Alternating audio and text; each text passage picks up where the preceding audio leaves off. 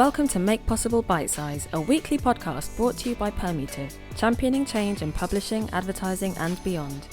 Each episode, we chat to an inspiring guest about their careers, their lives and how they're making change possible. Let's bite right in. Hello everyone, I'm Sarah Cometa, Lead Technical Consultant at Permutive. Welcome to Make Possible Bitesize, a podcast series in which inspiring people share how they are championing change and making a real difference in their field. We ask 3 thought-provoking questions of our guests, and we'll get their answers to you in less than 10 minutes. So on the show today, I'm joined by Jerry Daykin, EMEA Media Director at GSK. He also sits on the WFA's Global Media Board, the steering group for the Global Alliance for Responsible Media. And Jerry is co-chair of the Diversity and Representation Task Force, as well as the ISBA and the Advertising Association's equivalent. So that is a lot of hats that Jerry wears. So we're really excited to have him. Hi, Jerry. How are you doing? Hi, I'll have to try and juggle some of those hats quickly today, yeah. Yeah, definitely. So about that, I think we wanted to just get, I obviously went through your titles, but we'd love to get an intro from you about who you are, what you do at GSK and the Global Alliance for Responsible Media. Yeah, my day job is I lead a team of nearly 10 people across the Europe, Middle East and Africa region at GSK at the consumer healthcare part of that business. So we sell Sensodyne and Aquafresh and Voltarol and Panadol and things you'd get in a supermarket or over the counter. And I work with that team to try and make sure that the money we spend in media, which, globally we spend £1.5 billion, so quite a lot, to make sure that the money we spend works as hard as it possibly can, that it helps our brands grow, that it cuts through to consumers and it really drives a business. And then as part of that, I sit on the World Federation of Advertisers to represent GSK. It's, as you might guess, a group of global advertisers.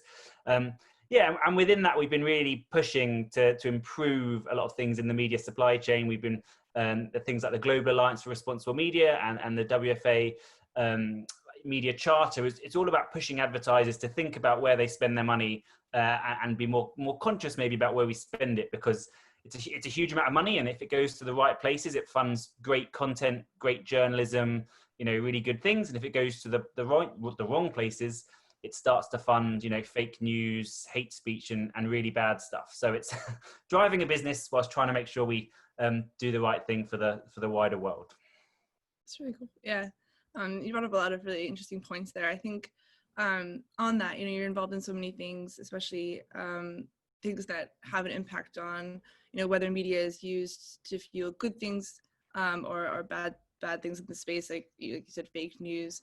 I think leading into that, we want to sort of go into, of all the different hats that you wear and organizations you're involved in, I'm really curious to find out what you're most proud of that you've achieved so far.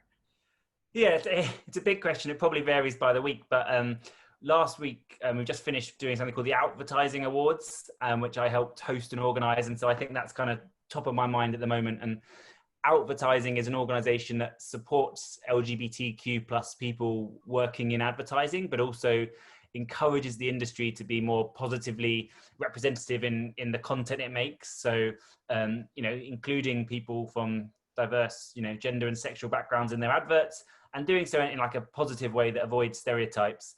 And the awards, they were kind of an award show. They were more just like a sort of live event with panels and education and inspiration. And it was good to be able to, in a challenging year, to be able to celebrate some of the good stuff that is still happening. Like originally the awards should have been face-to-face, should have been like a big live celebration. They were virtual, but we still managed to celebrate some really great work. And in fact, from around the world, like an advert from or campaign from Sprite in Argentina won one of the awards. And actually the brand of the year was McCain's Oven Chips right here in the UK. So a real range. And yeah, I'm very proud of, as a whole team of people who helped pull that off. But it was a fantastic moment. We had over 200 people join live, which is good in these strange times. So very, very proud of that at the moment. And the content will be available to watch again. So you can, follow Advertising and you should be able to find it. Yeah, that's really cool. I think, so how do you feel that these awards or in general, like your work within that organization is actually impacting change in representation? And what does that mean for, people that are underrepresented right now in media? Yeah, as we pointed out, I do wear a lot of hats, and I think it's. I mean, okay. I mean, I wish there were some more people wearing some of them. I'm happy to share my hats around, but ultimately, a lot of these things, it's just about raising awareness and making people think about it. Like most people working in our industry aren't deliberately trying to fund hate speech. They aren't deliberately excluding minorities from their adverts. They just sort of don't realize that it's happening or don't think about it, and it's kind of a lot of unconscious bias. And so, I mean, obviously this year has been a year where we've become much more conscious about these things, you know, Black Lives Matter and all those kind of movements and challenge. I think COVID has probably been a catalyst to that, just, you know, making us look long and hard at ourselves. And I think it is important. It's, you know, thinking about and talking about this stuff is not how you completely solve it, but it's certainly the start. And I think getting more advertisers to be conscious that, hang on a second, I do need to think about this. I do need to build it into my briefs. I do need to ask my agencies. You know, that's how we trickle change right down through the industry, and then celebrate the guys who are doing it well. It's like always something I found really funny when I was reading advertiser briefs. It's like, we're looking for men, you know, that have a certain education, that, you know, have this kind of family life. The profiles are always so very much like generic and easily skewed towards a specific. Yeah, there's something about the whole advertising process. I mean, inevitably, when you're trying to advertise to a large chunk of the UK population or wherever in the world you are, you know, you boil people down into these sort of very generic pen portraits or views of a consumer, which, you know, are an essential part of the marketing process to kind of get your head around an average customer. But if all you ever think is average, you lose all the interest, all the fantastic stories, all the insights that come from looking at some of the people who are a bit outside of average. And obviously you still want to talk to those people. You want to make sure your adverts talk to a broader range of people. And actually, there are often more interesting stories to tell. Like, you know, people who are less average are by default more interesting, have different perspectives, maybe more likely to help your advertising cut through. Yeah.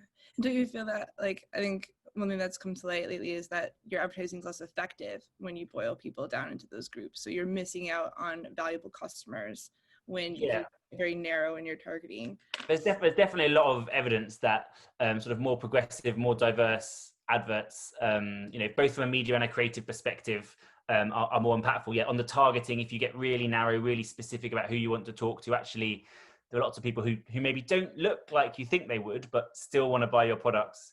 And from a content perspective, you know, absolutely, there's so much advertising and content out there. If you just create something that's kind of the most talks to the average person in an average way, you're probably not going to stand out as much as you'd like to. So it's a good challenge to look for some deeper and more curveball insights. Yeah, definitely. So kicking up on another question I have is, what has been your guiding light / philosophy so far when you've been working with these groups, specifically in making things possible, to bring it back to the theme of the podcast? Yeah, and I think we probably share this passion, but for me, you make things possible and making them understandable and simple, because, you know, a lot of what we're talking about here, you know, for instance, the media and why we fund the wrong stuff, it's to do with like problematic. Maybe I should start that bit again. I'll answer that question again. What's the word? Problematic. Compliment. I'll ask it again.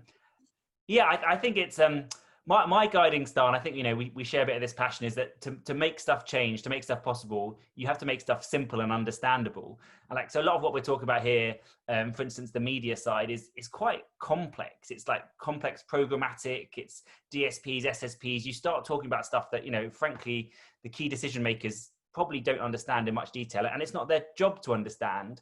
And if you're not careful, our industry overwhelms people with, you know, acronyms and complexity, when actually it's kind of simple the way you can break it down. And I've been, you know, my whole, you know, past decade plus of my career, I've run this blog I call Digital Sense, and in my working environment, I've always focused on how you make stuff simple, how you take the complexity of, like, oh, social media is emerging as this like really interesting but complex new space for marketers. Well, how do you make it simple to them to understand, so that they know which are the kind of the old rules of marketing they can still apply, and, you know, they don't get overwhelmed by what's new and what's different and what's crazy. And I think that's a real challenge to people working in digital and media and the more technical side of whatever industry you work in.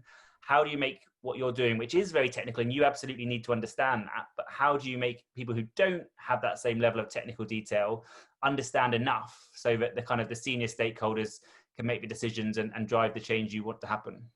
Yeah, I totally agree with that. I think what I find to be the most insane is how people will actually use buzzwords almost intentionally to overwhelm their audience and sort of bamboozle them into some sort of targeting that doesn't actually make sense. And so, like, I always tell people ad tech isn't hard, it's just confusing. Like, it's not rocket science, but it's so confusing with the different terminology. And if you can just be really simple, like, when you apply this kind of targeting, this is the impact of it, and speak in like human language rather than the bid request. It's a little bit rare in the ad tech industry, I think, sometimes, but I think it's fantastic that you and the team are bringing that, because that's exactly what marketers need. They know their marketing objectives, they know they want to get to, they know that there's all sorts of crazy complicated stuff out that might help them achieve it, and if you can help them in a sort of human and simple way understand what's what, you're much more likely to get someone to do it and to drive change than if you bamboozle them with like complicated words which sound clever in the meeting, but when they leave the room they're just a bit confused and don't know what to do with themselves. Exactly. Well, so because we have a time limit, I think that's all we have time for today. But I was so excited speaking to you, and thank you so much for your time. And I think that concludes today's version of Make Possible Bite Size. Brilliant. Thank you so much for having me. Thank you.